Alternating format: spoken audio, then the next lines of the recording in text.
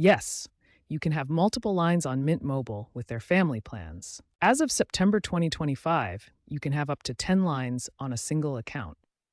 Mint Mobile's family plans offer discounted rates per line, making it a cost effective option for families or groups needing shared billing without long term contracts. Each line gets its own data allotment, ranging from 2 gigabytes to unlimited, with unlimited talk and text across all lines. There is no data pooling available.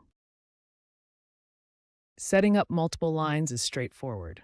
First, sign up on the Mint Mobile website or app. Choose a family plan and add the desired number of lines during checkout. You'll need to order a SIM kit for each additional line, around $10 each.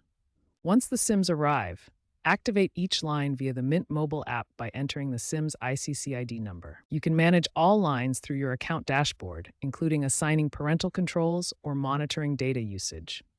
Keep in mind that setup can take 1 to 2 days for SIM delivery or be instant if transferring from another carrier.